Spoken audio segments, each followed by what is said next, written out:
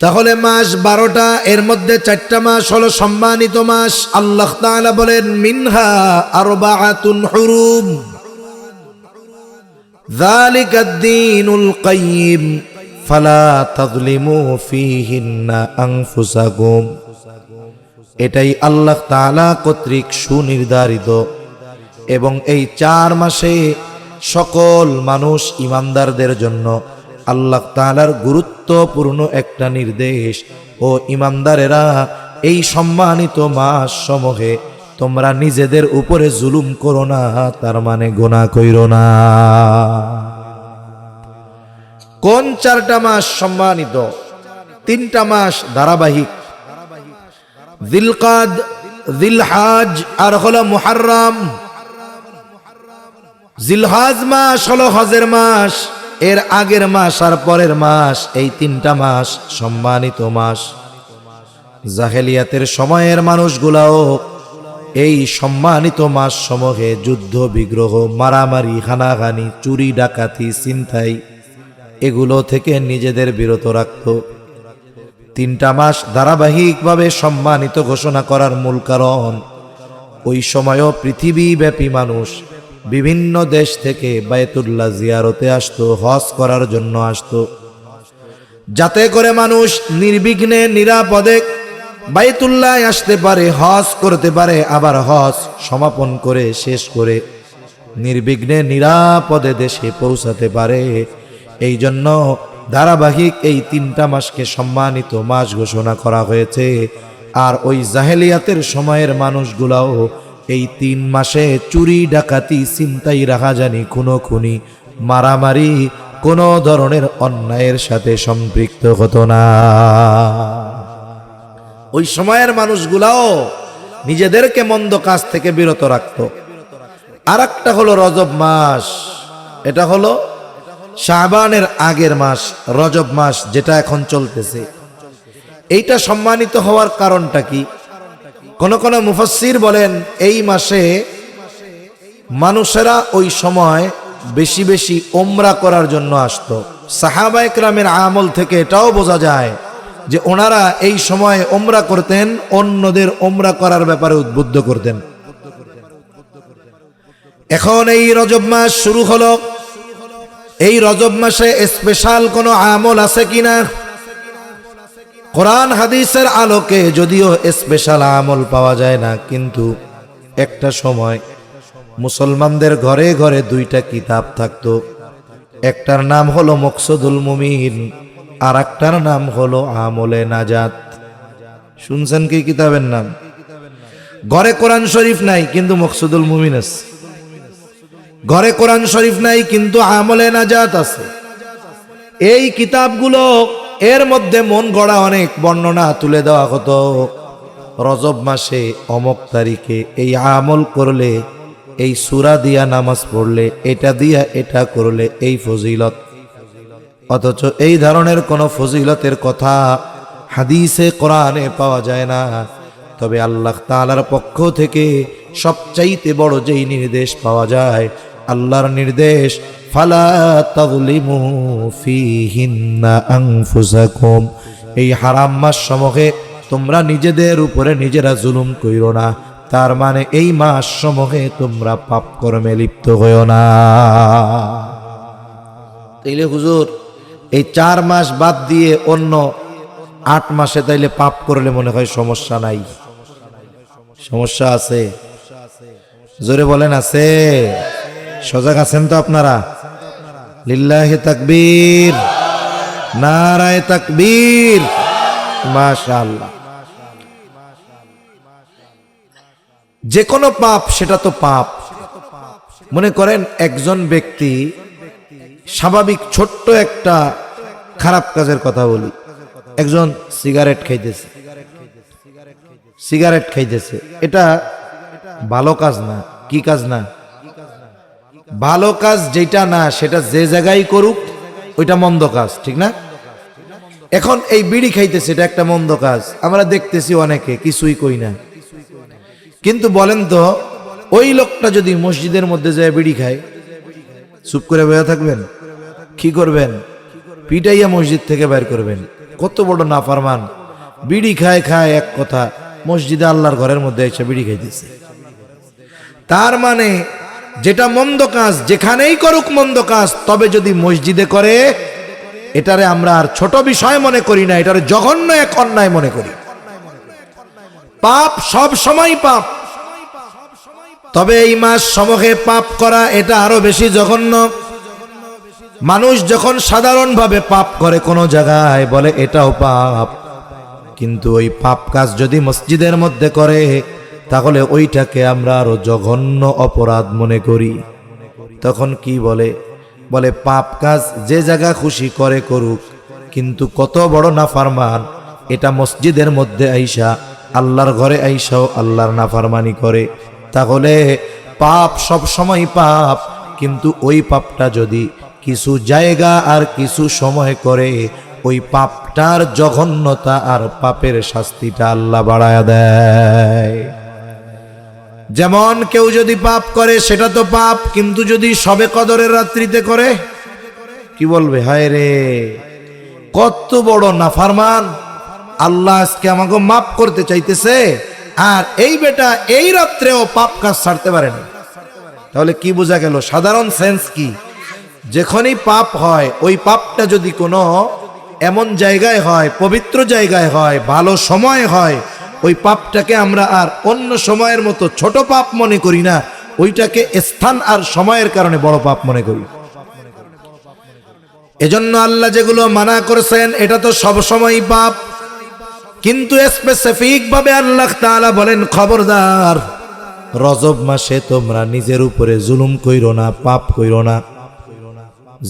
জিলহজ মুহররম মাসগুলোতে তোমরা পাপ কইরো না। তার মানে এমনটা নয় এই মাসগুলো ছাড়া অন্য সময় পাপ করলে অসুবিধা নাই, বরং সব সময় পাপ করা, মন্দ কাজ করা এটা তো অন্যায়। তবে এই মাস সমূহে পাপ করা এটা কেমন যেন নিজের পায়ে নিজে কুড়াল মারা। আল্লাহ তাআলা এই জন্য এই সময়গুলোর ব্যাপারে বলছেন ফালা তাজলিমু ফিহিন্না আনফুসাকুম, এই মাস সমূহে তোমরা নিজের উপরে নিজে জুলুম কইরো না। আমরা তো মনে করি জুলুম মনে হয় শুধু আমি আর একজনের উপরে যদি অন্যায় করি সেটাই মনে হয় জুলুম। না না, আমরা আমাদের নিজেদের উপরেও জুলুম করি। কিসের মাধ্যমে? পাপ কাজ করার মাধ্যমে। তাহলে রজব মাসে সবচাইতে গুরুত্বপূর্ণ বিষয় হলো কোনটা? ইনশাআল্লাহ আমরা তো এমনিই পাপ থেকে বাঁচার চেষ্টা করি, এই সময়ে পাপের ব্যাপারে আরো বেশি সচেষ্ট থাকব, সতর্ক থাকব, আমার আপনার দ্বারা যেন ছোট কোনো অন্যায় না হয়ে যায়। ছোট অন্যায়কে অন্যায় মনে করতে হবে। কারণ নবীজি সাল্লাল্লাহু আলাইহি ওয়াসাল্লাম আয়েশা সিদ্দিকা রাদিয়াল্লাহু তাআলা আনহাকে বলেন, ও আয়েশা, তুমি কোনো পাপকে ছোট মনে করবা না, কারণ হতে পারে ওই পাপের কারণে আল্লাহ তাআলা শাস্তি দিতে পারে। আবার কোন নেকের কাজকেও ছোট মনে করবা না, কারণ আল্লাহ যদি চায় ওই ছোট নেকের কারণে মাফ করে দিতে পারে। তাহলে এই রজব মাস এটা হবে আমাদের পাপ থেকে বাঁচার মাস। এই রজব মাস এটা হবে আমাদের বেশি বেশি নেক কাজ করার মাস। স্বাভাবিকভাবে যদি কেউ শবে কদরের রাত্রিতে অথবা মসজিদে অন্যায় করে, এটা যেমন আমি আপনি সহ্য করি না, বিরক্ত হই, ওর উপরে রাগান্বিত হই, আল্লাহ পাপ করলে এমনি সময় তো আছেই, সাথে সাথে এই সময়গুলোতে পাপ করলে আরো বেশি রাগান্বিত হন কে? জোরে বলেন কে হয়? আল্লাহ হয়। এই জন্য এই সময়গুলোতে আমরা পাপ থেকে বাঁচবো, সাথে সাথে এই সময়গুলোতে নেক কাজ করলেও আল্লাহ বেশি খুশি হয়। যেই সময়গুলোতে পাপ থেকে বাঁচার কথা বলা হয়েছে ওই সময়গুলোতে যদি নেক কাজ করা হয় আল্লাহ তাআলা বেশি খুশি হয়ে যায়। এই জন্য আমরা নেকের কাজ বেশি বেশি করব, গুনার কাজ থেকে বাঁচব। আমাদের সালাফগণ এই রজব মাসটাকে মনে করতেন রমজান আগমনের বার্তা নিয়ে হাজির হয় এই রজব মাস। একটা বর্ণনা আছে, যদিও বর্ণনার দিক দিয়ে সনদটা দুর্বল, কিন্তু কথাটা, দোয়াটা সুন্দর। যখন রজব মাসের আগমন ঘটত নবীজি দোয়া করতেন, আল্লাহুম্মা বারিক লানা ফি রজব ওয়া শাবান ওয়া বাল্লিগনা রমাদান। এটা আমরা দোয়া হিসাবেও যদি করি, ও রব আপনি আমাদেরকে রজব শাবানের বরকত দেন, আমাদেরকে আপনি রমজান পর্যন্ত পৌঁছায়া দেন, কথাটা অনেক সুন্দর। এজন্য আমরা আল্লাহ তাআলার কাছে রজব শাবানের বরকত কামনা করব, সাথে সাথে নিজেরাও বরকত পাওয়ার মতো আমল করব, আর আল্লাহর কাছে দোয়া করব, রব আমাদেরকে আপনি রমজান পর্যন্ত পৌঁছায়া দেন। রমজান আসার আগে রমজানের বাতাস নিয়ে হাজির হয় এই রজব মাস। যেমন হেমন্ত শীতের আগমন নিয়ে আসে। হেমন্তকাল যেটা, কার্তিক আর অগ্রহায়ণ, এই দুইটা মাস হলো হেমন্তকাল। ঋতু তো বাংলাদেশে 6টা, কিন্তু বর্তমান বিশ্বের যে আবহাওয়ার পরিবর্তন, জলবায়ুর যে পরিবর্তন, বলা যায় না একটা সময় ঋতু 2টা হয়ে যাইতে পারে। এখনই তো অবস্থা এরকম। তা হেমন্ত এটা হলো শীতের আগমনী বার্তা দেয়। কার্তিক মাস থেকে কি হয় বলে, দিনে একটু গরম লাগে, মধ্যরাতের পরে ঠান্ডা লাগে, এরপরে শেষ রাত্রিতে বা ফজরের সময় বের হলে কি দেখা যায়, ঘাসের উপরে শিশির জমছে, হালকা হালকা ঠান্ডা অনুভব হয়, কিছুটা কুয়াশা কুয়াশা পরিলক্ষিত হয়। আমরা কি বুঝি যে হ্যাঁ এই তো শীত চলে আসতেছে। তখন মানুষ কি করে, ল্যাপ খেতা কম্বল বানানোর প্রস্তুতি নেয়, বাক্স থেকে ল্যাপ খেতা বাইর করে রোদ্রে দেয়, শীতের প্রস্তুতি নেয়, যেন শীতের সময় আর ঝামেলা না করা লাগে। আমাদের সালাফগণ যখনই রজব মাস আসতো তখনই রমজানের জন্য নিজেদেরকে প্রস্তুত করতেন। মনে করেন অনেক সময় অনেক জায়গায় ইসলামী সঙ্গীত অনুষ্ঠান হয়, হিফজুল কোরআন প্রতিযোগিতা অনুষ্ঠান হয়। একজন প্রতিযোগী এইখানে আইসা দাঁড়াইলেন, সুন্দর সুললিত কণ্ঠে একেবারে হৃদয় ছোঁয়া একটি হামদ, নাত বা ইসলামী সঙ্গীত আমাদের শোনাইলেন। আমরা তাকে মারহাবা দিলাম, বাহবা দিলাম। একবার এই সুন্দরভাবে শোনানোর জন্য তাকে 1000 বার এটার প্র্যাকটিস করা লাগছে। এই যে প্রস্তুতি নিয়েছে, এই জন্য তার এখানে প্রেজেন্টেশন সুন্দর হয়েছে। আমাদের সালাফগণ ওনারা রজব মাস আসলে এই সময় থেকেই নিজেদেরকে রোজার সাথে অভ্যস্ত করার জন্য নিজেদেরকে তৈরি করতেন। রোজার মাসে নবীজি কি করতেন, নবীজির আমলের ব্যাপারে আসছে রোজা রাখার ব্যাপারে। এমনি সোম বৃহস্পতিবার রোজার ব্যাপারে নবীজি কত গুরুত্ব দিয়েছেন। আমরাও যদি সারা বছর এই নফল রোজাগুলো রাখতাম তাহলে রোজার মাসে আমাদের জন্য রোজা রাখা আর কঠিন হইতো না। কিন্তু কি হয়, রোজা রমজান মাসও শেষ, আমাদের রোজাও শেষ। আবার 1 বছর পরে যখন রোজার মাসে রোজা রাখা শুরু করি, সারা বছর তো রাখি নাই, তখন কি হয়, হঠাৎ করে একটা নিয়ম ব্রেকআপ করা হয়। সকাল 9টায় খাইতাম নাস্তা, বাদ। দুপুর 2টায় খানা খাইতাম, দুপুরের বাদ। এখন এই যে একটা নিয়মতান্ত্রিকতা হঠাৎ করে যখন পরিবর্তন করা হয়, বলে রোজার মাসে রোজার সাথে মানুষের অ্যাডজাস্ট হইতে 10-15 দিন লেগে যায়। তাহলে রোজার সাথে অ্যাডজাস্ট হইতে 10-15 দিন, প্রথম 15 দিন শেষ। এইবার শেষের 15 দিন মার্কেট কেনাকাটা করতে করতে রমজান মাস শেষ। আমাদের রমজানের অবস্থা কি জানেন? একটা গল্প বলি আপনাদের, বলবো? সজাগ আছেন? যাই হোক, গল্প তো গল্পই, এর দ্বারা মূলত একটু নিজেদের মধ্যে আন্তরিকতা বাড়ে, মোহাব্বত বাড়ে, আন্ডারস্ট্যান্ডিং বাড়ে। আর যদি আমি চোখ বুঝে খালি ওয়াজি করতে তাহলে দেই, আপনাকেও দেখলাম না, একটু আপনাদের সাথে আন্ডারস্ট্যান্ডিং হইল না। এটা একটা গল্প। একটা লোক দীর্ঘ পথ সফর করতেছে। একটা সময় মানুষ যেখানেই রাত হতো ওই বাড়িতে গিয়ে স্বাভাবিক আশ্রয় নিতে পারতো, এটা ওই সময় স্বাভাবিক ছিল। মুসাফির আসবে বাড়িতে, এর জন্য মুসাফিরকে বরণ করা, মেহমানকে মেহমানদারি করার জন্য মানুষ সব সময় তৈয়ার থাকতো। এখন এক বাড়িতে ওই মেহমান গেছে, মুসাফির যাওয়ার পরে স্বাভাবিক মেহমান যা খাবারের ব্যবস্থা আছে তাই করবে। উনি ওনার জরুরত সেরে মোটামুটি খাবারের ইন্তজামে আছেন। এখন বাড়িওয়ালা প্রথমে রুটির পাত্র আনছে, কয়েকটা রুটি আনছে, রুটি। উনি রুটি রেখে তরকারি আনতে গেছে, আইসা দেখে রুটি শেষ। তরকারি আইনা কি দেখে? রুটি শেষ।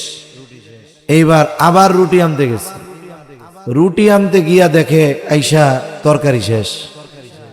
এবার আবার তরকারি আনতে গেছে, এবার আইসা দেখে রুটি শেষ। এইভাবে হইতে হইতে উনি 40টা রুটি খেয়ে ফেলছে। কয়টা রুটি? 40টা রুটি। হয়তো অনেক বড় না, মিডিয়াম সাইজ। আমাদের সাথে একটা ছেলে পড়তো, ও একবার কার সাথে চ্যালেঞ্জ দইরা 25টা পরোটা খেয়ে ফেলছে। এরপরেও কয় যে আরো খাইতে পারবে।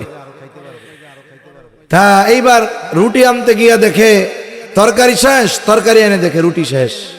যাক, খাবার দাবার মোটামুটি হয়েছে। এখন জিজ্ঞাসা করতেছে যে আপনি তো আসলেন, ক্ষুধার্ত, ব্যস্ততা, কোথায় যাবেন, কি হাল পরিস্থিতি সব জিজ্ঞাসা করা হইল না। কয় আমি শুনছি এই সামনে একজন ডাক্তার আছে, খুব ভালো ডাক্তার, তা আপনার কি সমস্যা, ডাক্তার দেখাবেন? তা বলতেছে আমার রুচির সমস্যা, খাইতে রাইতে পারি না, এই জন্য ডাক্তার দেখামো। তা এই লোক আবার বলতেছে ডাক্তার দেখাইয়া ফেরার সময় আল্লাহর হস্তে আমার বাড়ি আর আইসেন না। আপনার রুচি নাই, 40 রুটি শেষ করে দিছেন তরকারি ছাড়া। আর যদি ডাক্তার চিকিৎসা করে আর যদি রুচি ফিরে, তাইলে কি হবে আল্লাহ জানে। তা আমাদের অবস্থা হলো রমজানের সাথে, রোজার সাথে অ্যাডজাস্ট হইতে হইতে 15 দিন, আর বাকি 15 দিন মার্কেট করতে করতে শেষ। এই রোজার মাসের যে উদ্দেশ্য সেটা অর্জন করার মতো সুযোগ আর আমাদের হয় না। এজন্য কি দেখি আমরা, প্রায় মসজিদে দেখা যায় জোহরের নামাজের পর রোজাদার মুসল্লি মসজিদে টান টান হয়ে শুয়ে রয়েছে। মইরা গেছে না বাইসে আছে বোঝা যায় না। কি হয়েছে আপনার? আর কইস না, রোজায় ধরছে, রোজায় ধরছে, রোজার হাত পা আছে যে রোজা ধরে। কিন্তু এই যে সে যে রোজা রাখার কারণে দুর্বল হলো, এটা হওয়ার কারণ কি? এটা হওয়ার কারণ হলো সে আগের থেকে রোজায় অভ্যস্ত না। দেখুন ইসলাম কত সুন্দর, হঠাৎ করে একটা জিনিস আমাদের পুরো চাপায়া দেয় না। কোন জিনিস চাপায়া দেওয়ার আগে ওই জিনিসে যেন অভ্যস্ত হই, এই জন্য ওই জিনিসটা করার ক্ষেত্রেও ফজিলতের কথা ইসলাম ঘোষণা করেছে। সোম বৃহস্পতিবারের রোজা, আইয়াম বীজের নফল রোজা একজন যদি রাখে, তাহলে কোনো মাসে তার রোজা হবে 11টা, কোনো মাসে হবে 13টা। তার মানে একজন ব্যক্তি যদি ধারাবাহিক প্রত্যেক মাসে 13টা রোজা রাখে, বলেন তো রমজানে রোজা রাখতে গেলে সে কি শীত হয়ে পড়ে যাবে? সে তো অভ্যস্ত। রমজান মাসে আমরা তারাবির নামাজ পড়ি, দীর্ঘ সময় তারাবির নামাজ হয়। আমরা যেন এইটাতে কষ্ট না পাই হঠাৎ করে, এজন্য নফল নামাজের ব্যাপারে আমাদের উৎসাহ প্রদান করা হয়েছে, তাহাজ্জুদের নামাজের ব্যাপারে আমাদের উৎসাহ দেওয়া হয়েছে। এখন আমরা তো ফরজই পড়ি না, তার নফল আর তাহাজ্জুদ কখন পড়ব? এই যে প্রত্যেকটা জিনিস ইসলামে সুন্দর, যে কোনো জিনিস হঠাৎ করে ইসলাম চাপায়া দেয় না। ফরজ বিষয়টা যেন সুন্দরভাবে বান্দা সমাপন করতে পারে, এজন্য রিহার্সালের ব্যবস্থা আল্লাহ করে রাখছে। সুন্নাত নামাজ, নফল নামাজ, এগুলোর মধ্যে সে অভ্যস্ত যখন হবে, তাহাজ্জুদের সালাতে যখন দীর্ঘ সময় দাঁড়িয়ে কিরাত পড়ায় অভ্যস্ত হবে, রোজার মাসে তারাবিতে লম্বা সময় দাঁড়াতে তার কষ্ট হবে না। কিন্তু আমাদের অবস্থা কি? মসজিদ 3 তলা প্রথম দিন ভরা, 6 দিন পর 3 কাতারও হয় না, সব ভাগছে। কেন হয়? পা ব্যথায়, মাজা ব্যথায় পড়ে না, আমরা প্রস্তুতি নেই না। এজন্য আমাদের সালাফগণ এমনিই তো সব সময় এই আমলগুলো করতেন, কিন্তু রজব মাস থেকে নিজেদেরকে শারীরিক মানসিকভাবে রমজানের জন্য নিজেদেরকে প্রস্তুত করে তুলতেন। এই মাসে নবীজির আমলের ব্যাপারে, রোজা রাখার ব্যাপারে বর্ণনা আসছে। সাহাবায়ে কেরাম বলেন কখনো মনে হতো এইরকম, যখন তিনি রোজা রাখতেন মনে হইতো যে তিনি মনে হয় আর রোজা ছাড়বেন না। আবার যখন রোজা ছাড়তেন মনে হইতো যে তিনি আর মনে হয় এই মাসে রোজা রাখবেন না। তাহলে আল্লাহর নবী এই মাসে আমাদেরকে একটা ভারসাম্য, ব্যালেন্সড আমল শিখিয়ে দিয়েছেন। তার মানে বিশেষ কোনো ফজিলতকে সামনে রেখে নয়, আমরা যদি নিজেদের প্রস্তুত করার জন্য, আল্লাহর সন্তুষ্টির জন্য রোজা রাখতে চাই, রাখতে পারবো, ছাড়তে চাইলে ছাড়তে পারবো। কিন্তু সালাফগণ নিজেদেরকে তৈরি করার জন্য রোজা রাখতেন, লম্বা কেরাতে নামাজ পড়তেন, যাতে করে রমজান মাসে স্বতঃস্ফূর্ততা এবং প্রাণবন্ততার সাথে ওই মাসটাকে যেন অতিবাহিত করতে পারেন। এজন্য রমজানের প্রস্তুতি নিব তো আমরা ইনশাআল্লাহ। শুনেন, ডে কাউন্টিং এ অভ্যস্ত হতে হবে আমাদের।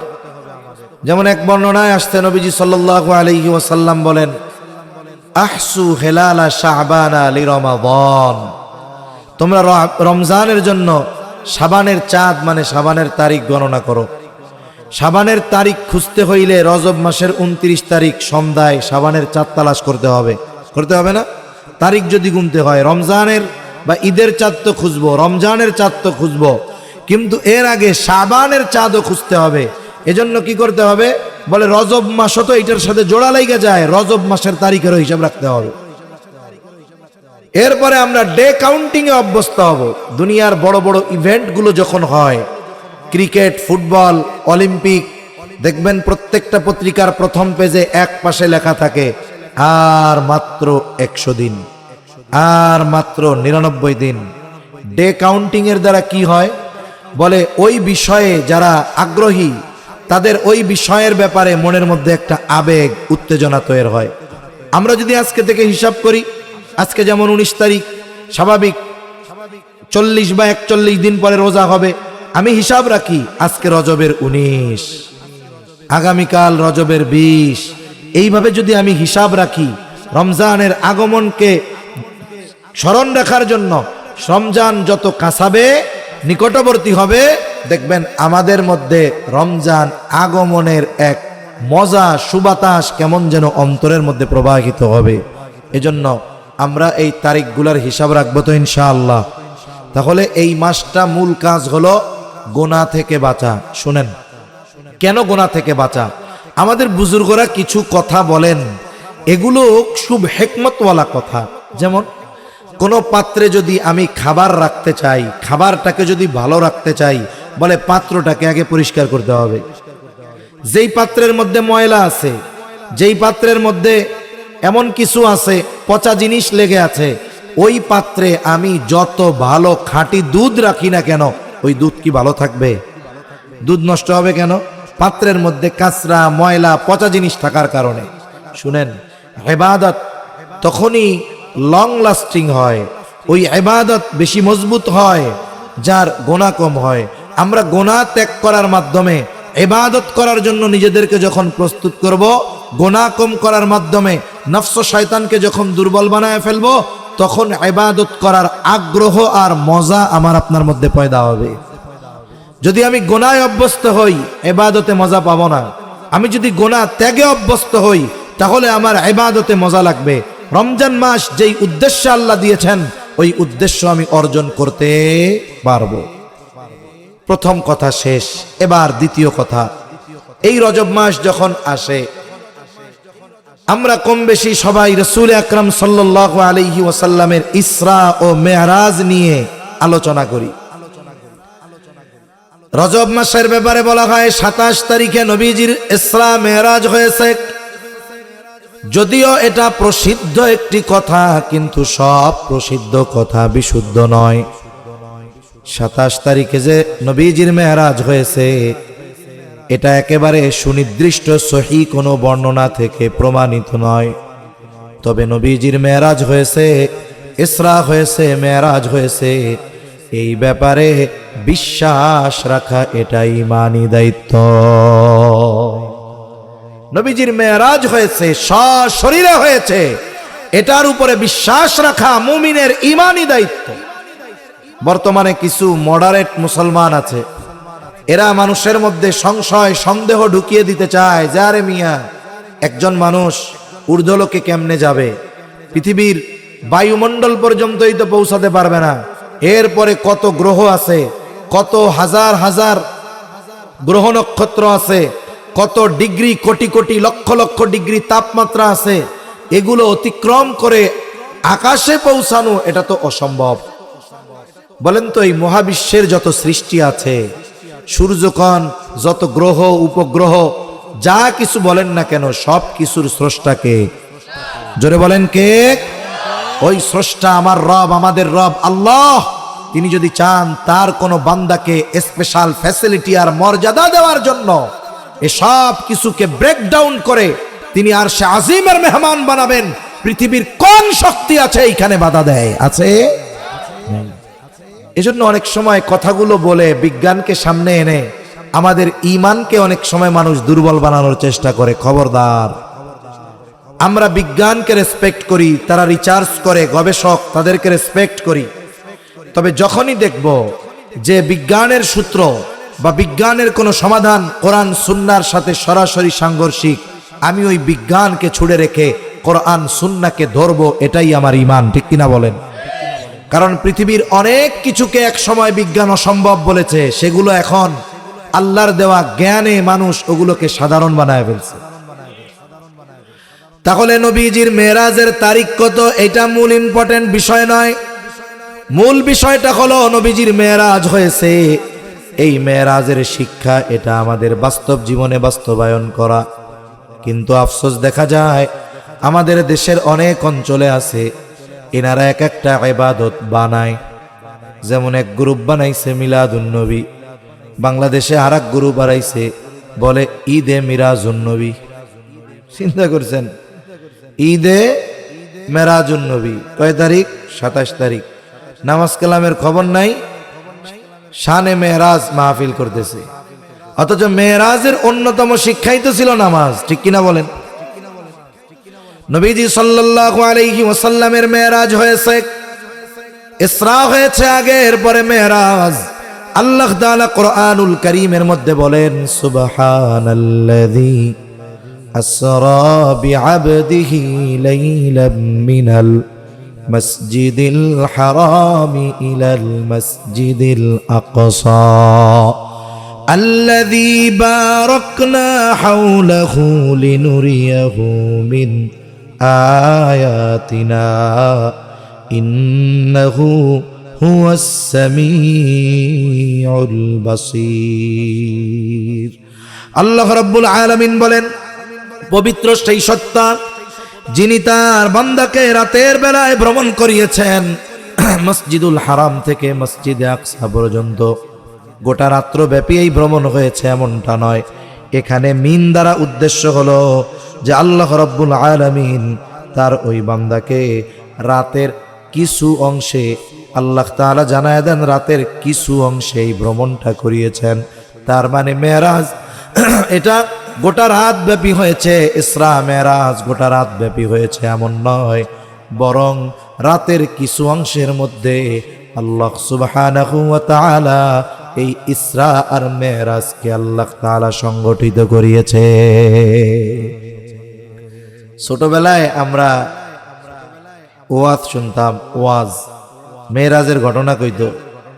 এই ঘটনা বলতে গিয়া কইতো যে এক বেটা অস্বীকার করছে যে মিয়া এক রাত্রে মসজিদুল হারাম থেকে মসজিদে আকসা, এখান থেকে সপ্ত আকাশ পাড়ি দিয়ে আরশে আজিমে আল্লাহ তাআলার দিদার নসিব হইছে, আবার চলে আসছে। এটা এক রাত্রে কেমনে সম্ভব?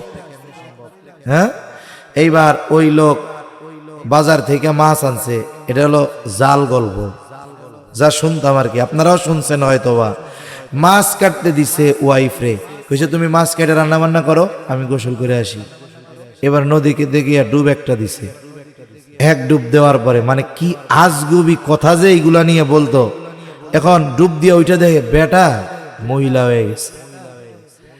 এখন মহিলা হয়ে গেছে, তারে একজন দেখছে নৌকা দিয়ে এক লোক যাইতেছে, তারপরে তারে ধরে নিয়ে গেছে, পছন্দ হইছে, বিবাহ শাদী করছে, সন্তান টন্তান হইছে।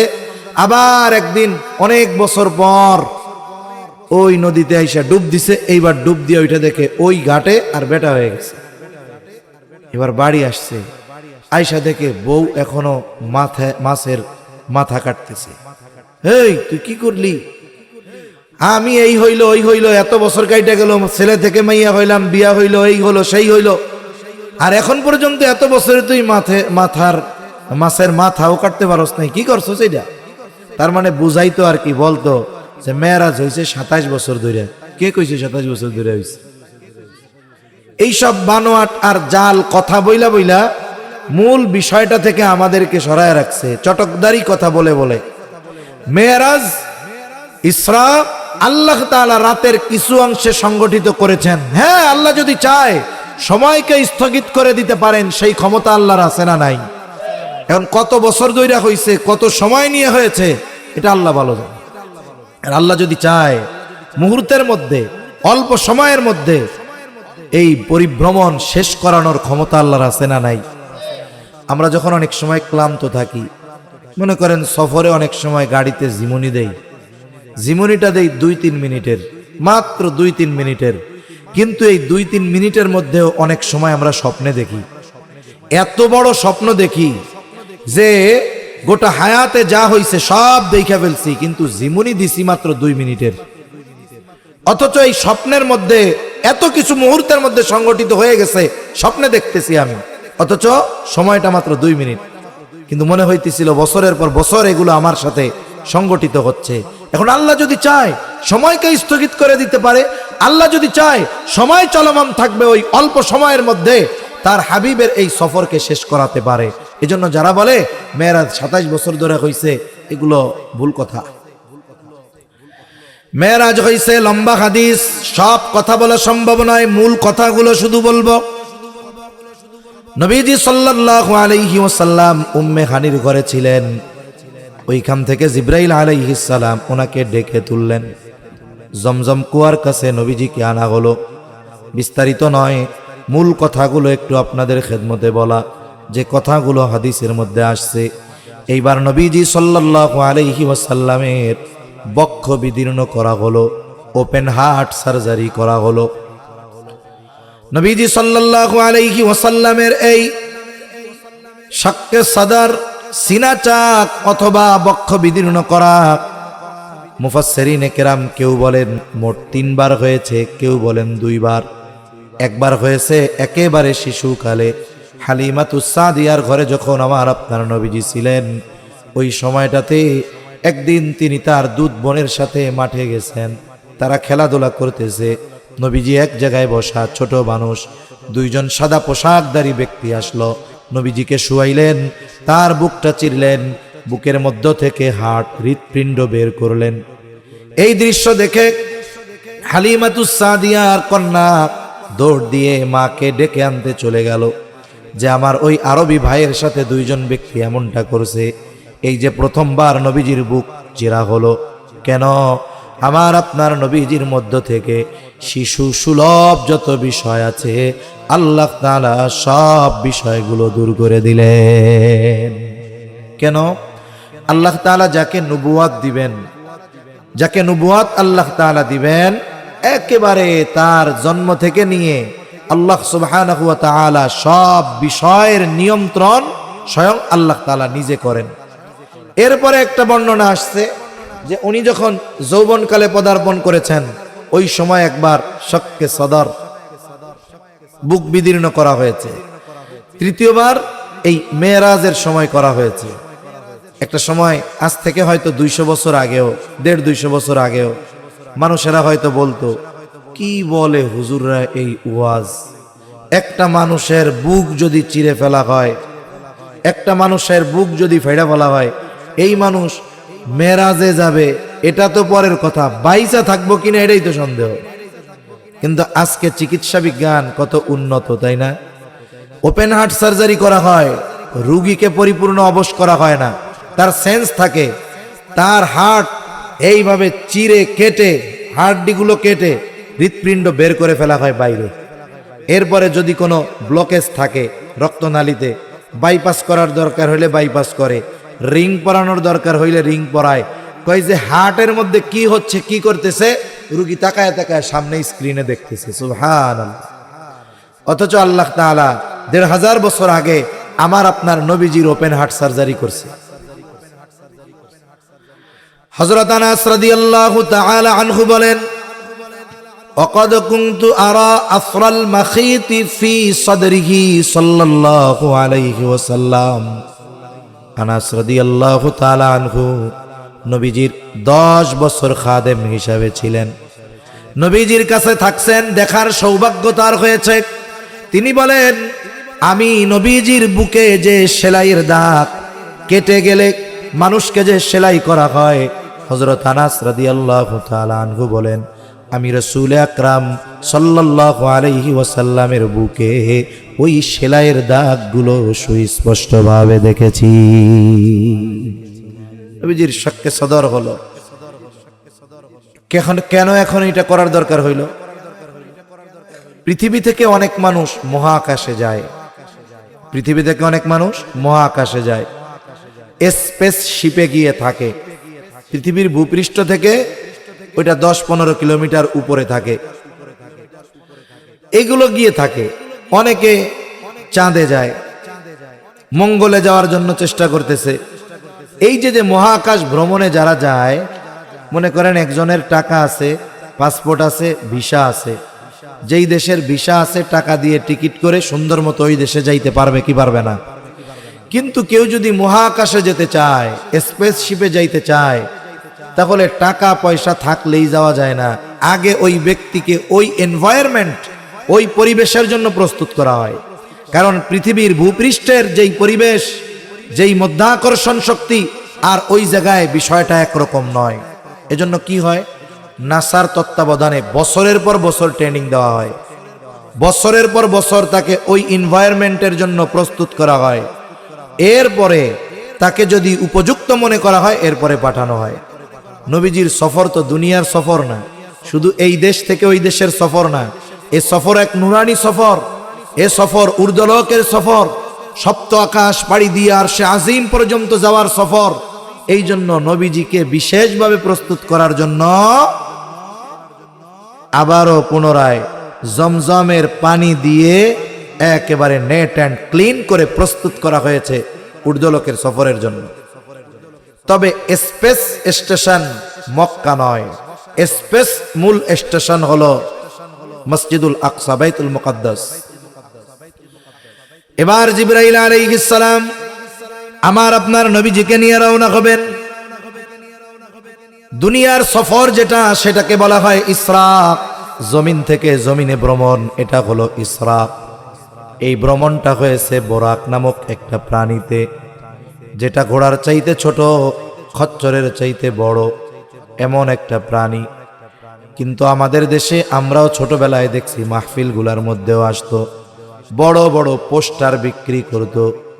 একটা ঘোড়া, এটার মাথার সাথে লাগাই দিছে একটা মানুষের মাথা। কেন? বলে বোরাক তো হাদিসের মধ্যে আসছে, কথা বলছে, তাইলে এটার মাথাটা তাইলে ঘোড়ার মতো হবে না, মাথাটা তাইলে মানুষের মতো হবে। এখন আবার চিন্তা করে, দুনিয়ার ঘোড়া তো হাঁটে, এটা তো ওড়ে, ওড়ার জন্য ডানা লাগবে না? এইবার লাগায়া দিছে 2টা ডানা। এবার পোস্টার বিক্রি করতো 15 টাকা 20 টাকা, যে এটা নাকি বোরাক। হায় হায় হায়। আবার আমাদের দেশে কিন্তু ইজি বাইক পাওয়া যায়, ওটার পিছনেও লেখা থাকে বোরাক। এই বোরাকের আকৃতি বা ধরনটা কি? ঘোড়ার চাইতে ছোট, খচ্চরের চাইতে বড়। এইটা হলো তার সাইজ। এখন আসেন এর গতিটা কত। বারকুন শব্দের অর্থ হলো বিদ্যুৎ। বারকুন শব্দের অর্থ কি? বিদ্যুৎ। এখন এই বিদ্যুতের একটা গতি আছে।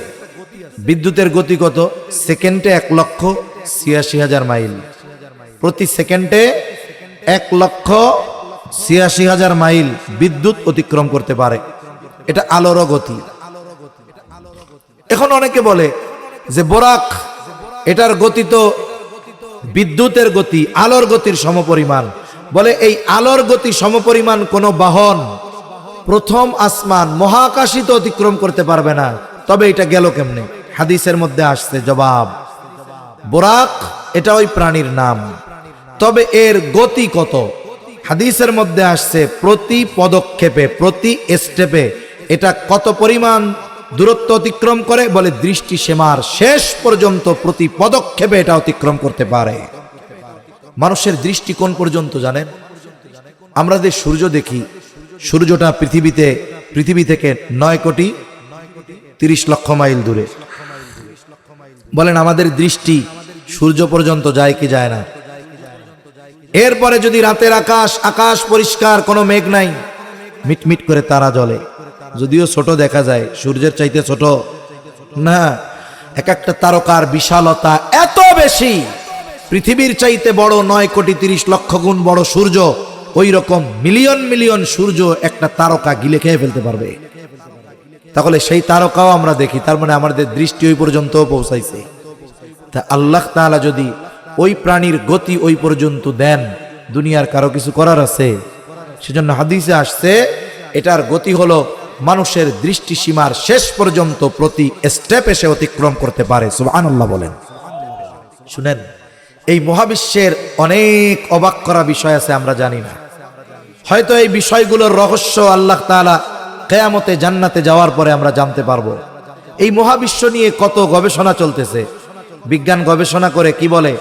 আকাশ, মহাকাশ, এরপরে বলে মহাশূন্য। কি বলে? মহাশূন্য।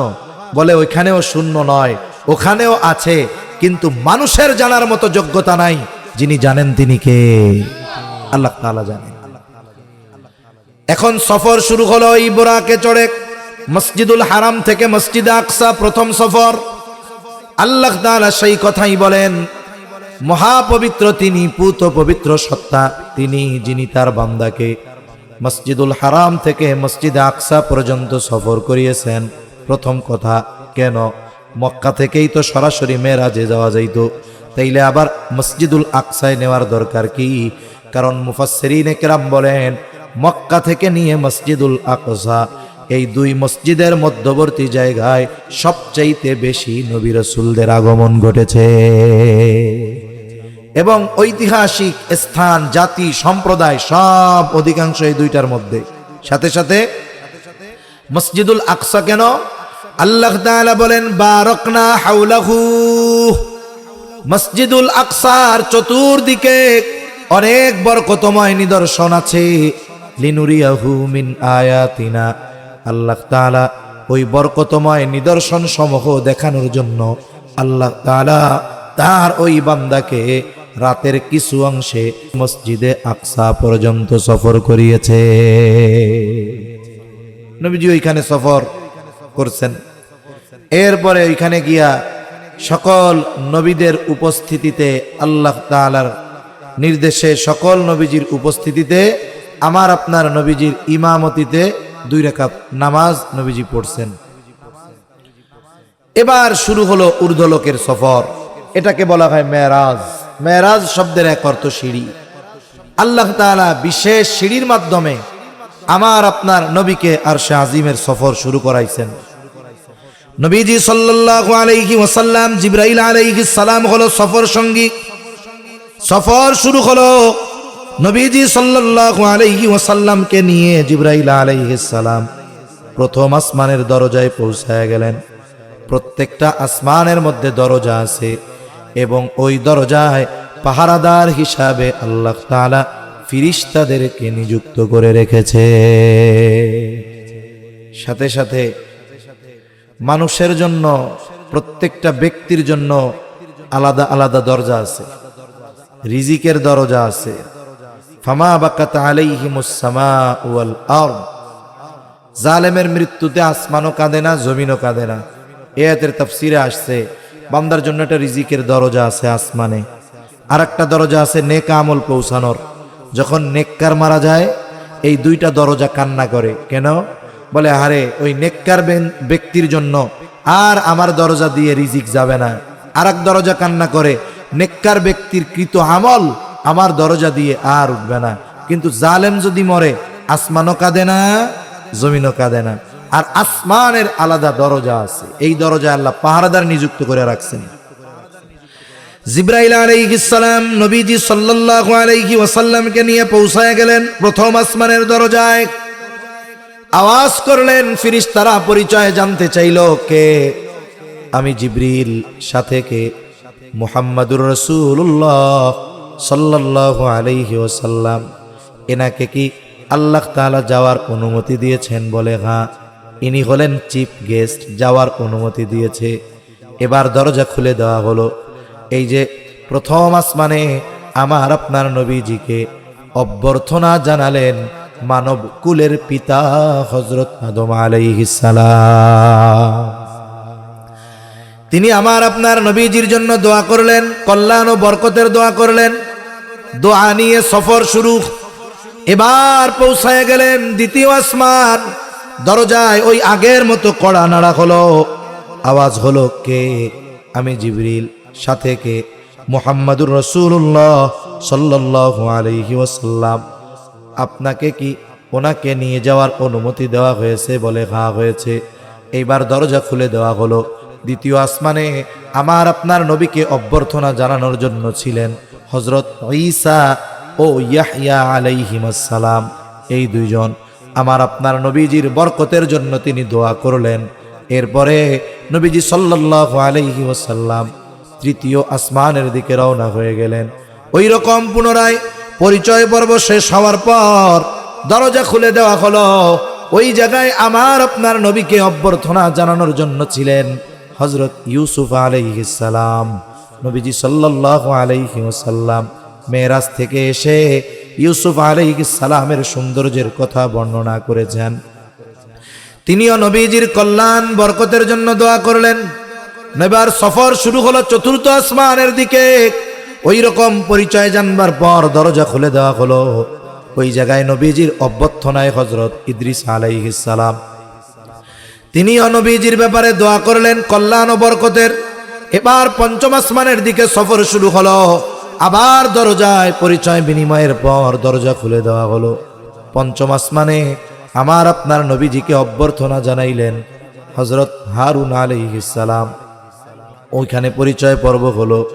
তিনিও কল্যাণ ও বরকতের জন্য দোয়া করলেন।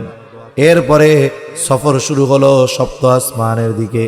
পরিচয় পর্ব শেষ, দরজা খোলা হলো। অভ্যর্থনা জানাইলেন কালিমুল্লাহ মূসা আলাইহিস সালাম। মূসা আলাইহিস সালাম অভ্যর্থনা জানাইলেন। কোন কোন বর্ণনায় আসছে, বলতেছে আল্লাহর সাথে কি কথোপকথন হইল, যাওয়ার সময় আমার একটু কইয়া যাইয়েন। এবার রওনা হলেন সপ্তম আসমানের দিকে। সপ্তম আসমানের দরজায় পরিচয় পর্ব শেষে খুলে দেওয়া হলো। ওইখানে আছে একটি ঘর, যেটার নাম হলো বাইতুল মামুর। একেবারে কাবা বরাবর, একেবারে সাত আসমানের উপরে একটা মসজিদ আছে। ওই মসজিদের নাম হলো বাইতুল মামুর। ওইখানে সব সময় ফেরেশতারা তাওয়াফ করে। হাদিসের মধ্যে আসছে ফেরেশতাদের সংখ্যা কত এই আলোকে। নবীজি সাল্লাল্লাহু আলাইহি ওয়াসাল্লাম বলেন, সপ্ত আকাশের উপরে একটা ঘর আছে। এই ঘরটার নাম হলো বাইতুল মামুর। যেমন বাইতুল্লাহর তাওয়াফ করে মানুষেরা, ফেরেশতারাও ওই ঘরের তাওয়াফ করে। নবীজি বলেন, প্রতিবার তাওয়াফে 70,000 ফেরেশতা অংশগ্রহণ করে। যেই ফেরেশতা একবার তাওয়াফ করে, কিয়ামত পর্যন্ত দ্বিতীয়বার তাওয়াফ করার সুযোগ সে পাবে না। প্রতিবারে কতজন করে? 70,000। তাইলে দৈনিক কত হয়? কিয়ামত পর্যন্ত কত হবে? বলে একবার যে করছে, দ্বিতীয়বার আর তার তাওয়াফ করার সুযোগ নাই। এরা হলো আল্লাহর সেনাবাহিনী। এদের সংখ্যা কত একমাত্র যিনি জানেন, তিনি কে? আল্লাহ। ওই বাইতুল্লাহর দেয়ালে, বাইতুল মামুরের দেয়ালে বৈশা আছে মুসলিম মিল্লাতের পিতা খলিলুল্লাহ ইব্রাহিম আলাইহিস সালাম। পরিচয় বিনিময় হলো মুসলিম মিল্লাতের পিতার সাথে, ইব্রাহিম আলাইহিস সালামের সাথে পরিচয় বিনিময়ের পর তিনিও আমার আপনার নবীজির কল্যাণ ও বরকতের জন্য দোয়া করলেন। দোয়া নিয়ে সফর শুরু হলো। চলতে চলতে একেবারে সিদরাতুল মুনতাহা, সীমান্তের বড়ই গাছের কাছে জিব্রাইল আলাইহিস সালাম আমার আপনার নবীজিকে নিয়ে উপস্থিত হয়ে গেলেন। আল্লাহ তাআলা কোরআনুল কারীমের মধ্যে বলেন, ইনদা সিদরাতিল মুনতাহা ইনদাহা জান্নাতুল মাওয়া ওয়া লাকাদ রাআহু নাজলাতান উখরা ইনদা সিদরাতিল মুনতাহা ইনদাহা জান্নাতুল মাওয়া। ওই জায়গায় যাওয়ার পর এক নম্বর যেই ঘটনা ঘটছে, জিব্রাইল আলাইহিস সালামকে তার সশরীরে মূল আকৃতিতে নবীজি দ্বিতীয়বার দেখছেন। কোনবার দেখছেন? দ্বিতীয়বার। কেউ কেউ বলেন প্রথমবার দেখছে হলো ওহী নাজিলের আগে একবার, দেখে উনি ভয় পাইছেন। ওই সময় তো আর সখ্যতা হয় নাই। যখন সখ্যতা হইছে, বারবার আসতে আসতে বন্ধুত্ব হয়ে গেছে, এইবার যখন পুনরায় উনি ওনার স্ব আকৃতিতে জিবরাইল আলাইহিস সালামকে নবীজি দেখছেন, এবার আর ভয় পান নাই, এবার ভালো মতো দেখছেন। তার 70,000 ডানা আছে। সারা পৃথিবীর সব পানি যদি তার মাথার উপরে দেওয়া হয়, এক ফোঁটাও পড়বে না। এত সুবিশাল আকৃতির জিবরাইল আলাইহিস সালাম। জিবরাইল আলাইহিস সালামের সাথে এই পর্যন্ত সফর শেষ। অনেক সময় কি দেখবেন, দেশের সর্বোচ্চ পর্যায়ের কোনো ব্যক্তির সাথে যখন কোনো ব্যক্তির বৈঠক হয়, সাথে বডিগার্ড থাকে, সব কিছু থাকে, কিন্তু নির্দিষ্ট একটা জায়গায় যাবার পর আর কারো ঢোকার অনুমতি নাই। এই জায়গায় শুধুমাত্র একজন ব্যক্তি যাবে, যার সাথে সাক্ষাৎ প্রত্যাশী ওই প্রেসিডেন্ট বা মোস্ট ভিভিআইপি ইম্পর্টেন্ট, যে সর্বোচ্চ ব্যক্তিত্ব সম্পন্ন যিনি ভিভিআইপি, ওনার সাথেই শুধু কথা হবে, দেখা হবে রাষ্ট্রপ্রধানের সাথে। এই জায়গায় বডিগার্ডকেও সাথে থাকতে দেওয়া হয় না। তাহলে জিবরাইল আলাইহিস সালামের সফর ওই পর্যন্ত শেষ। এখন নবীজির বাকি সফর একা। আল্লাহ তাআলা বিশেষ পদ্ধতিতে আমার আপনার নবীজিকে নিয়ে যাওয়ার ব্যবস্থা করেছেন। কিন্তু এই জায়গায়ও চটকদার একটা গল্প আছে। এখন নবীজি সাল্লাল্লাহু আলাইহি ওয়াসাল্লাম সিদরাতুল মুনতাহায় গেছেন। সিদরাতুল মুনতাহা কি? সীমান্তের বড়ই গাছ। নবীজি এই বড়ই গাছের বর্ণনা দিয়েছেন, বলেন যে এর এক একটা বড়ই হাজারের মটকার মতো। কুলা দেখছেন? কুলা চিনেন? কুলা, হ্যাঁ, উপরে একটু এরকম, নিচে বড়, মানে এক কথায় কলস ছিল না, মাইটে কলস। এই কলসের বড় সাইজটাকে মোটামুটি কুলা বলা চলে। এইরকম আরবের কিছু পাত্র ছিল যেগুলোর আলোকে পরিমাপক হিসাবে যেগুলোকে ব্যবহার করা হতো। এই হাজারের মটকা ওই রকম একটা জিনিস, ওইটার সাইজ বোঝানোর জন্য যে বড়ইগুলো ওই সাইজের, এত বড় বড়, আর এর পাতাগুলো হাতির কানের মতো, একটা একটার সাথে বাড়ি খায়। এখন জিবরাইল আলাইহিস সালাম বলতেছে আমার সফর শেষ, এবার একা। এখন নবীজি বলতেছেন, মানে এলো ওনারা বলতো, আপনি কেন আমার সাথে আর যাবেন না, এখন আমারে একা ছাইড়া দিবেন এত পথ আইসা? তখন নাকি জিবরাইল আলাইহিস সালাম বলছে, ইয়া রাসূলুল্লাহ, আমার এরপরে আর যাওয়ার অনুমতি নাই। যদি যাই তাইলে আমার 70,000 নূরের পালক মুহূর্তের মধ্যে পুড়ে ছাই হয়ে যাবে, এরকম বলতো আর কি। তা যাই হোক, এই পর্যন্ত এবার নবীজির সফর শুরু। আর সিদরাতুল মুনতাহা, এই যে সীমান্ত, এই যে শেষ জায়গা, এটার কাছেই ইনদাহা জান্নাতুল মাওয়া, এটা জান্নাতুল মাওয়ার নিকটেই এই সীমান্তের বড়ই গাছ। এবার আল্লাহ তাআলা আমার আপনার নবীজিকে তার মেহমান বানায়া নিলেন। কেউ কেউ বলেন হাদিসের মধ্যে আল্লাহকে নবীজি দেখছেন, আর এক বর্ণনা না দেখেন নাই। দেখা না দেখা এটা পরের হিসাব। তবে দুনিয়ার হিসাব আর ওই জগতের হিসাব, এর মধ্যে তফাৎ আছে না নাই? আমরাও তো এটা বলি, দুনিয়ার এই চোখ দিয়ে আমরা আল্লাহকে দেখতে পারবো না, কিন্তু জান্নাতে যাওয়ার পর সবচাইতে বড় নেয়ামত হবে আল্লাহকে দেখা। সুবহানাল্লাহ বলেন। আল্লাহকে দেখা, আল্লাহকে কিভাবে দেখতে পাবে মানুষ? নবীজি বলেন, পূর্ণিমার চাঁদ পরিষ্কার আকাশে খোলা মাঠে তোমরা সবাই যেমন সুস্পষ্ট দেখতে পাও, এর চাইতে সুস্পষ্ট ভাবে তোমরা আল্লাহকে দেখতে পাবা। সুবহানাল্লাহ।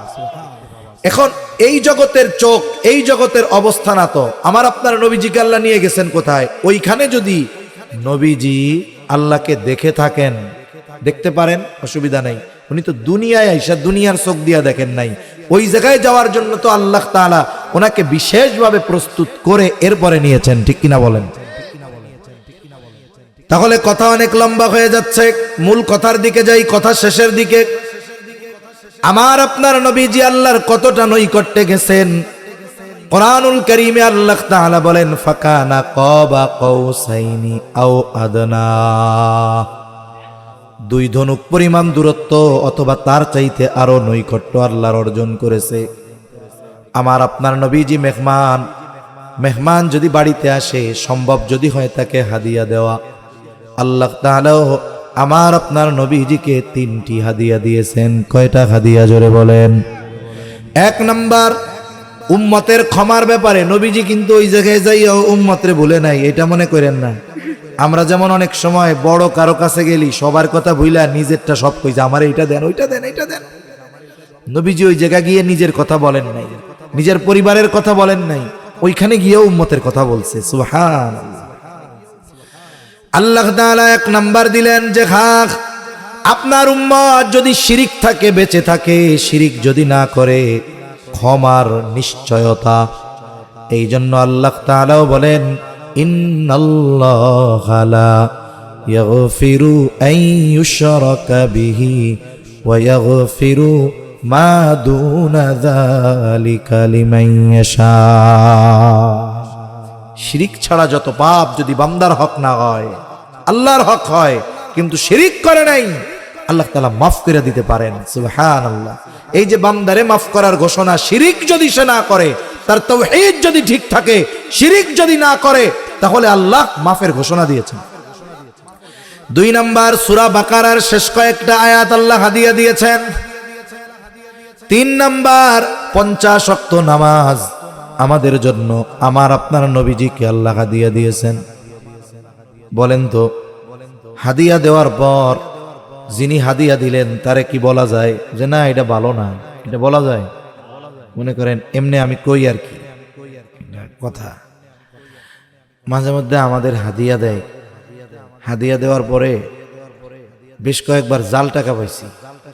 হাদিয়ার মধ্যে কি টাকা পাইছি বলেন তো? জোরে কন্যা। হয়তো ইচ্ছায় বা অনিচ্ছায় জাল টাকা দিছে। এখন বলেন তো, আমার একজন বুদ্ধি দিছে, হুজুর তাইলে একটু ওনাদের সামনে গুইনা নেবেন। আমি জীবনে মানুষের কাছে টাকা চাই নাই, জীবনে মানুষের কাছে টাকা চাই নাই, এখন আমি কি বলবো?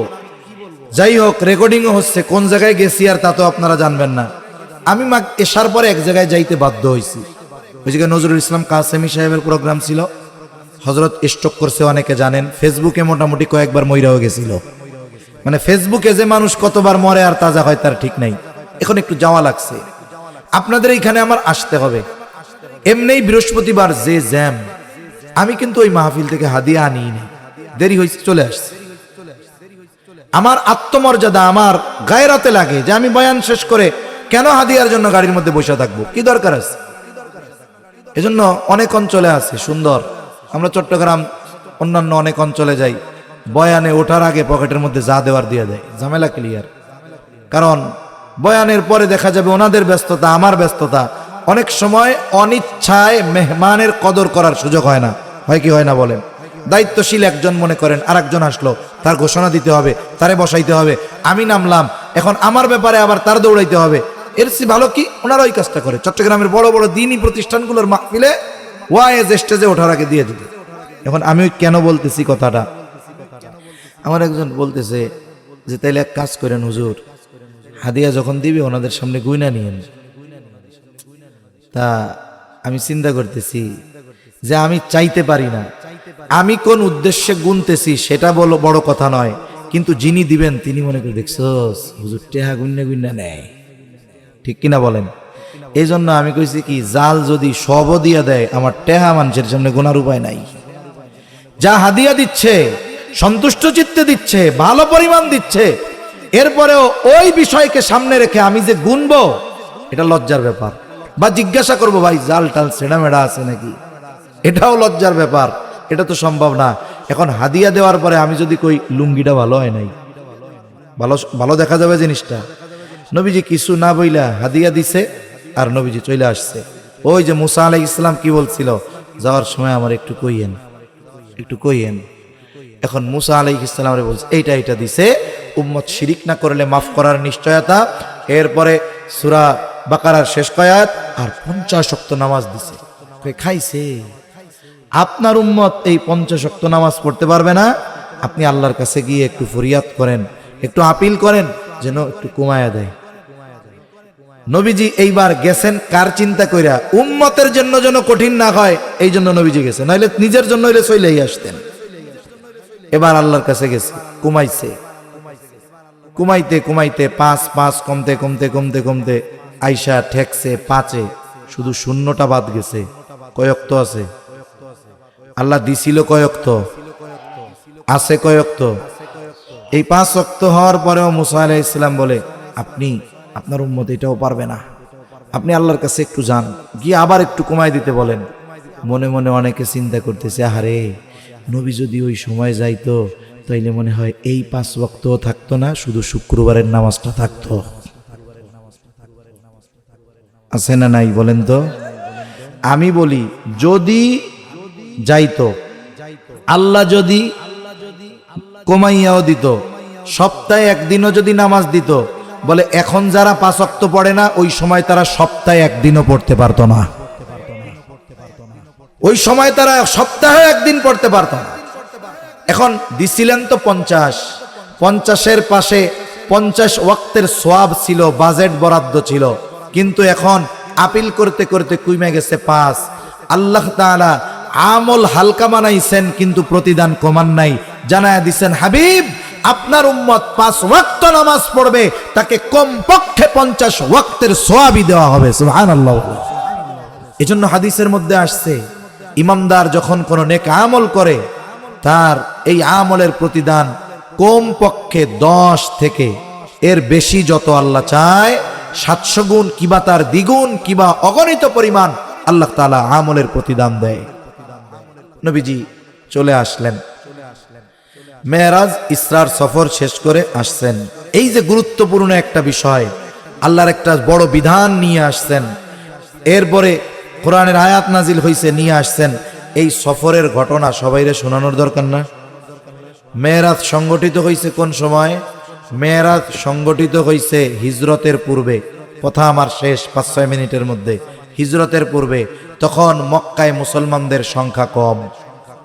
সকালবেলায় নবী সাহাবা একরামদেরকে নিয়ে, নতুন নতুন মুসলমান আছে, সাহাবা একরামদেরকে নিয়ে নবীজি বসছেন, মেরাজের ঘটনা কইছেন। এই ঘটনা তো মানুষের কাছে অসম্ভবের মতো। এটা কিভাবে সম্ভব? মসজিদুল হারাম থেকে মসজিদে আকসা মাসের পর মাসের পথ, আর মুহূর্তের মধ্যে গেছে, ওইখান থেকে গেছে, ওইখান থেকে আবার 7 আকাশ পাড়ি দিয়ে আরশে আজিমে আল্লাহ তাআলার সাথে দিদার নসিব হইছে, আল্লাহ তাআলার কাছে মেহমান হিসাবে গেছে, আবার ফিরে আসছে। এটা কিভাবে হইল? এটা তো অসম্ভব। নবীজি বলছেন, কিছু মানুষ সাথে সাথে বিশ্বাস করে নিছে, কিছু মানুষের মনে সংশয়। কাফেররাও কিন্তু গোয়েন্দা লাগায় রাখতো যে এই দেখ মুহাম্মদ কি কয়। ওরাও পাশে দাঁড়ায় শুনতেছে যে এই ঘটনা বলতেছে যে আমি মসজিদে হারাম থেকে মসজিদে আকসায় গেলাম, ওইখান থেকে নামাজ কালাম পড়ে সুন্দর মতো 7 আকাশ পাড়ি দিয়ে আল্লাহর কাছ থেকে নামাজ নিয়ে, কোরআন নিয়ে, তারপরে ক্ষমার ঘোষণা নিয়ে আবার রাত হওয়ার আগেই বাড়ি ফিরে এসেছে। ওরা মনে করছে এতকাল আর ফাঁসানো যায় নাই, এই কথা সহজে কেউ বিশ্বাস করবে না। তাইলে খবরটা কারে আগে দেওয়া যায়? তাকায় দেখে মজলিসে আবু বকর সিদ্দিক রাদিয়াল্লাহু তাআলা আনহু নাই। আবু বকর যদি এই ঘটনা অস্বীকার করে তাইলে সবাই অস্বীকার করবে। এখন ওই একজনের কাছেই বললে 100 জনের উদ্দেশ্য হাসিল হয়ে যাবে। দৌড় দিয়া চলে গেছে আবু জেহেল, উতবা, সাইবা, নেতৃত্ব স্থানীয় কাফেররা। ও আবু বকর, শুনছো নাকি তোমাদের নবী কি বলতেছে? কি বলে? বলে উনি নাকি রাত্রের মধ্যেই মসজিদুল হারাম থেকে আকসা, আকসা থেকে 7 আকাশ পাড়ি দিয়ে আল্লাহ তাআলার সাথে কথাবার্তা বলে আবার রাত শেষ হওয়ার আগে চলে এসেছে। আবু বকর সিদ্দিক বলছে, এটা কি সত্যি আমার নবী বলছে? ওরা মনে করছে যে মনে হয় সন্দেহ শুরু হয়ে গেছে। এবার সবাই একসাথে কয়, আরে আল্লাহর কসম, অমকের কসম, তমকের কসম, আমরা নিজেকে কানে শুনাইছি, এই মাত্র এই কথা বললো। আবু বকর বলে, যেহেতু নবী বলছে এটা সত্য, কোনো সন্দেহ নাই।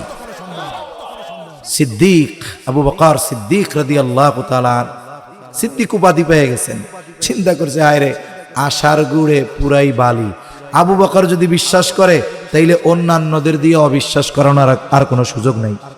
তাইলে এক কাজ করি, আমাদের এক বাণিজ্য কাফেলা সিরিয়ায় গেছিল। এই কাফেলা কোন জায়গায় আছে? ওই টাইমে তো আর মোবাইল টোবাইল নাই। তাহলে ওই দিন চাঁদের ওই তারিখে কাফেলা কোথায় ছিল, কাফেলা আসলেও তো জানা যাবে। এবার নবীজিরে জিজ্ঞাসা করতেছে, আচ্ছা তুমি তো এই পথে সফরটা করছো, তাইলে ওইখানে তো আমাদের একটা বাণিজ্যিক কাফেলা মক্কায় ফিরতেছিল, বলো তো ওরা কোথায় আছে? নবীজি বলছে জায়গায়, অমক জায়গায় আছে। আসতে কয়দিন লাগবে? বলে অমক দিন আসবে। কেন? তৎকালীন সময়ের সফর যারা করত, প্রত্যেক দিন সফরের একটা মঞ্জিল থাকতো। মনে করেন এখান থেকে ঢাকা যাবে, ঢাকা মনে করেন কথার কথা ধরলাম 100 কিলোমিটার, কথার কথা। এখন এই পথটা তারা অতিক্রম করবে 3 দিনে। 33 কিলোমিটার পর এক এক মঞ্জিল। মনে করেন এখান থেকে চন্দ্রা এক মঞ্জিল, চন্দ্রা থেকে ওই গিয়ে নবীনগর আর এক মঞ্জিল। এখন হিসাব কি? তাইলে আজকে রওনা দিলে 3 দিন পরে ঢাকা পৌঁছাবে। কোন মঞ্জিলে আছে? নবীজি বলছেন ওই জায়গায় আছে, তাইলে পৌঁছাবে অমুক দিন। ওরা তো করছে যে ওরা তো আসবে, আসার পরে জিজ্ঞাসা করব। এখন তো ওদের আর জিজ্ঞাসা করার সুযোগ নাই, কিন্তু নগতে নগতে গরম গরম এই কথাটারে মানুষরা অবিশ্বাস করাইতে হবে। তা মুহাম্মদ, তুমি তো জীবনে আগে কোনোদিন মসজিদুল আকসায় যাও নাই, বাইতুল মুকাদ্দাসে যাও নাই, এইবারই প্রথম গেছো। তা আচ্ছা, বাইতুল মুকাদ্দাসে যে তুমি গেছো, তোমার এই সফর আমরা বিশ্বাস করব। তুমি আমাদেরকে বলো তো বাইতুল মুকাদ্দাসের কয়টা জানালা আছে, কয়টা দরজা আছে, কয়টা সিঁড়ি আছে? আরে ভাই, এই মসজিদে 5 ওয়াক্ত নামাজ পড়তেছেন, মসজিদটা কয় বছর হয়েছে? এই পাশে একটা মসজিদ দেখলাম অনেক বছর। এই মসজিদে প্রতিনিয়ত নামাজ পড়েন, হয়তো মাঝে মধ্যে বাইরে থাকলে বাইরে পড়েন, কিন্তু এলাকায় থাকলে 5 ওয়াক্ত নামাজ পড়েন, এরকম মুসল্লি এই জায়গায় আছেন? কে কে আছেন একটু আতসা করেন তো। ও চাচা, কয়টা দরজা, কয়টা জানালা, কয়টা সিঁড়ি কইবার পারবে? উনি বছরের পর বছর 5 ওয়াক্ত নামাজ পড়তেছে, উনি কয়টা জানালা, কয়টা দরজা এটা কইতে পারে না। নবীজি কি জানালা দরজা গুনতে গেছে? নবীজি গেছে যেই উদ্দেশ্যে, কাজ শেষ চলে আসছে। কিন্তু বিষয়টা কি দেখেন, প্রশ্নটার জবাব দেওয়া জরুরি। কেন জরুরি? ওই যে কিছু মানুষ তাদের অন্তরের মধ্যে সংশয় আসছে যে এই রকম সফর কেমনে হইল, আর প্রশ্ন করার পরে ওরা চিন্তা করতেছে যেই ব্যক্তির দ্বারা এই রকম সফর আল্লাহ করাইছে, ওই ব্যক্তির জন্য বাইতুল মুকাদ্দাসের জানালা, দরজা, সিঁড়ির সংখ্যা বলা এটা তো কোনো ব্যাপারই না। কিন্তু আমার নবী তো আলিমুল গায়েব না, এখন বলবে কেমনে? পেরেশান হয়ে গেছে।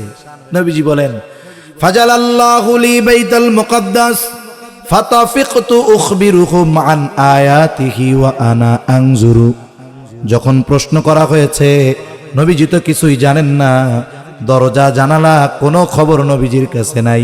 আবার জবাব দিতে না পারলে ওই দুর্বল চিত্তের মানুষগুলা বলবে, যেই ব্যক্তি এক রাত্রে মক্কা থেকে বাইতুল মুকাদ্দাস, সেখান থেকে আরশে আজিম সফর করে আসতে পারে, সেই লোক দরজা জানালার খবর কেন বলতে পারবে না?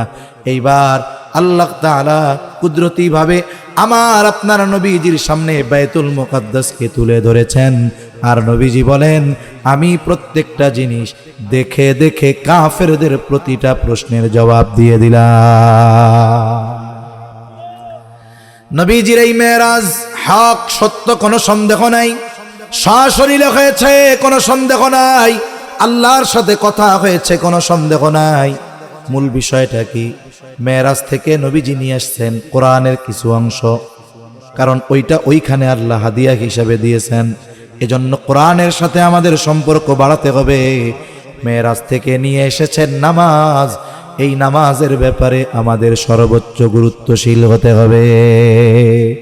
সাথে সাথে শিরিক না করলে ক্ষমার ঘোষণা, আমাদেরকে সকল পাপ থেকে বাঁচতে হবে, বিশেষ করে শিরিক থেকে সর্বোচ্চ বেঁচে থাকতে হবে। আল্লাহ সুবহানাহু ওয়া তাআলা আমাদের সবাইকে এই মেরাজের হাদিয়া যেইটা, এই নামাজ, প্রত্যেককে আল্লাহ নামাজি বানায় দেন। সকলে বলি আমিন। শুনেন, নামাজ রে মুমিনের মেরাজ বলা হয়, হাদিস না। এটা বলা হয় কোন দৃষ্টিকোণ থেকে? দেখুন, নামাজের মধ্যে মূলত আল্লাহর সাথে কথাবার্তা হয়। বান্দা মুসলিমের মধ্যে আসছে, মুসলিম সহিহ মুসলিমে, যে যখন আমরা বলি আলহামদুলিল্লাহি রাব্বিল আলামিন, আল্লাহ জবাব দেয় হামিদানি রব্বি। এজন্য কিরাত পড়ার একটা আদব আছে, আল্লাহর একটু জবাব দেওয়ার টাইম দিতে হবে, বুঝেন নাই? আলহামদুলিল্লাহ রাব্বিল আলামিন। এই রোজার মাস আসতেছে, তো যে যত তাড়াতাড়ি পড়তে পারে এর তত ডিমান্ড বেশি, আছে না? এই যে দেখেন, বান্দার নামাজের মধ্যে বান্দার সাথে আল্লাহর সাথে কথোপকথন হয়। যখন আমরা তাকবীরে তাহরিমার মাধ্যমে নামাজের মধ্যে প্রবেশ করি, দুনিয়ার অনেক হালাল বৈধ কাজ এই সাময়িক সময়ের জন্য নিষিদ্ধ হয়ে যায়, কারণ এই সময়টাতে বান্দা আর আল্লাহর মাঝে একান্ত কথোপকথন চলে, ঠিক কিনা বলেন? এজন্য সম্মানিত উপস্থিতি, আমরা মেরাজের শিক্ষার আলোকে আমাদের জীবন সাজাবো তো ইনশাআল্লাহ। তাহলে আমার পয়েন্ট 2 ধারায় ছিল। 1 নাম্বার, রজব মাস আসছে, এটা রমজান আগমনের বাতাস বইতেছে। এখন থেকেই আমাদের শারীরিক, মানসিক মেন্টালিটি ফিজিক্যালি প্রস্তুতি নিতে হবে, যেন রমজান যেন প্রাণবন্ত হয়, রোজা রাইখা যেন মসজিদে আমাকে গড়াগড়ি আর মরা লাশের মতো পড়া না থাকতে হয়। প্রস্তুতি নিব তো ইনশাআল্লাহ। ও ভাই, কেনাকাটা যা করার রোজার আগে করেন না, সমস্যা কি? আমরা ছোটবেলায় অনেক আগে কিনতাম জামা কাপড়, এটিরে বাক্সর মধ্যে রেখে দিতাম। এটা পূরণ হওয়ার শর্ত হলো অন্য কেউ যদি দেখা ফেলে, তাই না? আপনি আপনার বাচ্চা কাচ্চা অন্যান্য মার্কেটিং দরকার, কেন রোজা রেখে ওই গুনার মধ্যে যাবেন? এখন তো অবস্থা এমন, পুরুষ লোক গেলে এক ব্যাপার ছিল, রোজার মধ্যে আমার মা বোনরাই বেশি যায়। যদি 2-4 জন পুরুষ কোনো মতে মার্কেটে যায়, তখন সাংবাদিকরা লেখে, হায় হায়, এখন পুরুষদেরকেও মার্কেটে দেখা যাচ্ছে।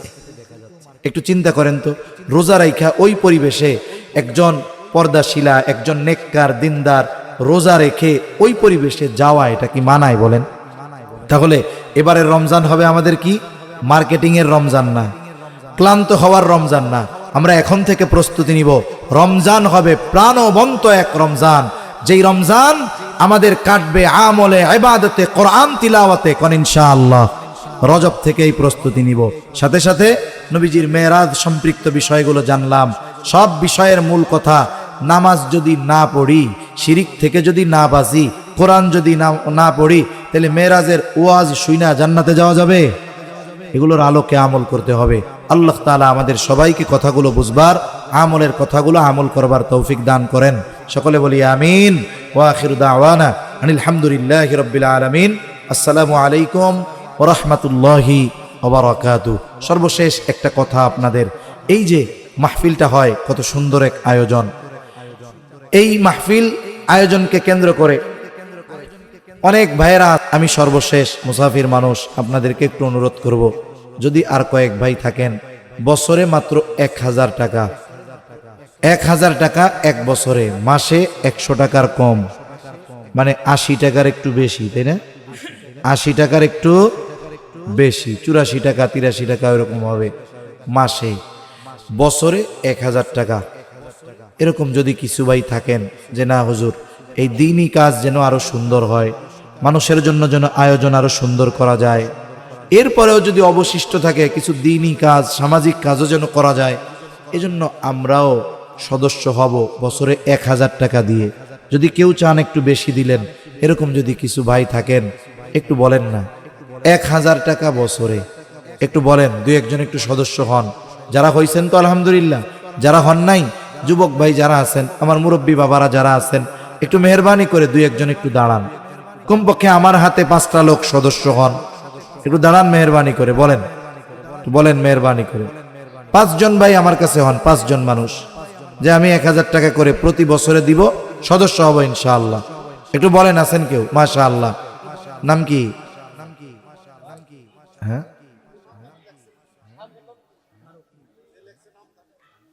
আচ্ছা, ফারুক সাহেব, আল্লাহ তাআলা কবুল করুক।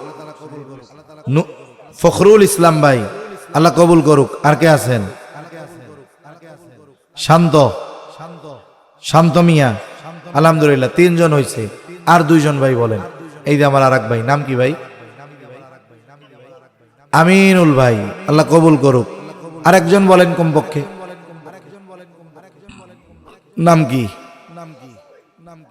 কামরুল হাসান, আল্লাহ তাআলা কবুল করুক। সকলে বলি আমিন। এরপরেও আরো যদি কেউ সদস্য হতে চান, আপনারা সদস্য হবেন। আসলে ভালো কাজের সাথে থাকাটার লাভ কি হয় বলে, অনেক সময় বেনামাজি নামাজির সাথে থাকার কারণে দেখানোর জন্য হইলেও নামাজ পড়ে। দেখা যাবে কি ওই দেখানোর জন্য পড়বে, চিন্তা করে দূর পড়বই, যেহেতু অজুটা করে আসি, ভালো মতোই পড়ি। তাহলে কি হইল? একটা ভালো কাজ, ছোট ছোট ভালো কাজ বড় বড় গুনার থেকে বাঁচায়। অনেক সময় বড় বড় দুর্ঘটনা ছোট ছোট কারণে হয়। মনে করেন একজন কলার শুকলা ফালায় রাখছে রাস্তার উপরে, গাড়িটা ব্রেক দিছে কলার শুকলার উপরে, বলেন তো ব্রেক হবে? দেখা যাবে আর এক জায়গায় মেরে দিছে, অথচ জীবন ক্ষতিগ্রস্ত হলো, মাল ক্ষতিগ্রস্ত হলো, মানুষ মারা গেল।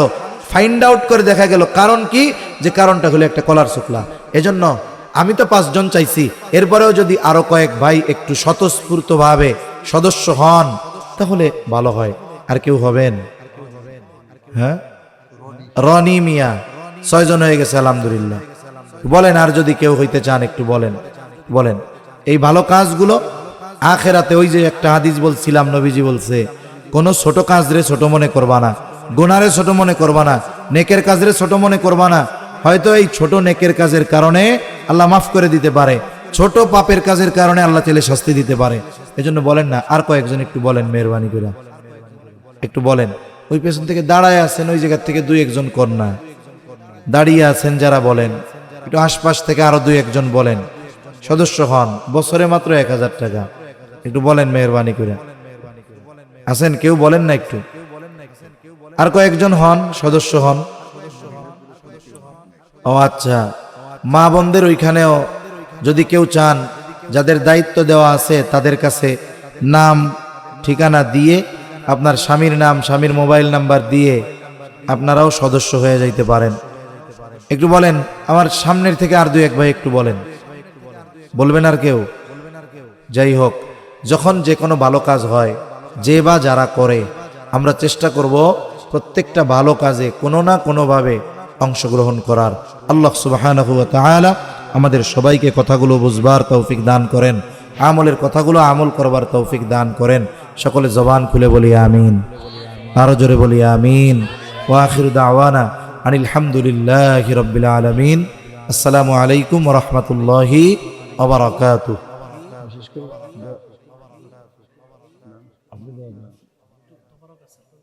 এখন দিবেন।